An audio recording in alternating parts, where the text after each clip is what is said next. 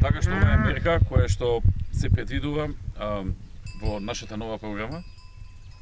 Ќе почне да се применува од јануари 2017 и државата ќе покрие до 10 милиони трошок, како што кажав. Односно 80% од целиот трошок, но до 10 милиони денари. Тоа ќе може да значи купување на до 100 крави, така? 100 крави, во кои што 80% плаќа државата, 20% земјоделецот, сопственикот, сточарот, а кравите се негови. И има многу кратен поголем принос дали е тоа за млеко или е тоа за месо. Нешто слично ќе се направи и со производители на други видови на добиток, како овци или кози, например, каде што исто така приносот со сегашните раси што ги има во Македонија е многу низок и ќе се зголеми некаде за 3 до 4 пати. Например, кај кравите, што носат што се повеќе за млеко, приносот ќе се зголеми за 2,5 пати. Значи за 2,5 пати поголем принос. Ако заработката сега од една година, од една крава е околу 1000 евра или така некако имавме податоци точно. Да. Ако заработката, например, сега, како што кажав, една крава дава 3000 литри годишно млеко во 305 дена лактација и заработката е некаде околу 64.000 денари и 500. Значи нешто повеќе од 1000 евра. Сега со сегашните раси. Со новата мерка, со која што ќе се дава 8000 литри во тој период од 305 дена, заработката ќе биде 172.000 денари.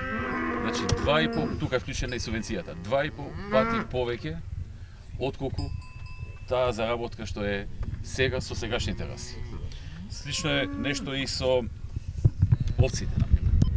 Таму тие даваат 75 литри годишно во 150 дена лактација, сегашните овци што ги имаме во Македонија, во најголем број. Има некои што имаат и високо приносни, но тоа е многу малку процент во Македонија што имаат високо приносни. Со мерката што се предвидува, од 75 литри годишно ќе се добива млеко 260 до 300 литри годишно во период од 180 дена лактација. Сега е 150 дена.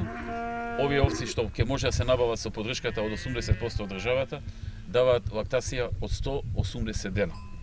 Така што заработката ќе стане од 3100 денари на 12.450 денари. Тоа доаѓа околу 4 пати поголема заработка по една овца во една година. Слично и со козите. Таму да речеме, сега во просек во Македонија дава 200 литри годишно во 170 дена лактација и заработката е некаде околу 5100 денари. Со замената, со високо приплодни, односно со високо приносни кози, со нови раси на кози, за кои што поддршка ќе дава државата. Значи државата ќе дава поддршка само за најквалитетни говеда, кози, овци, свињи и така натаму. За да се замени во Македонија добитокот со понов, односно со најсовремен од аспект на генетски материјал, од аспект на генетски потенцијал и од аспект на принос и заработка за земјоделецот.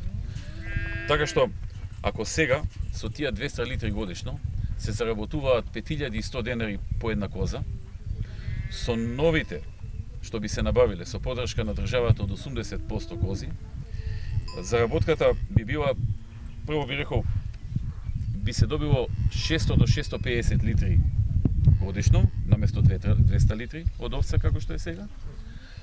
Во поголем период на лактација, тие имаат поголем период на лактација помеѓу 200 и 240 дена во годината, а заработката од 5100 оди на 15300, значи 3 пати поголема заработка од таа што е сега.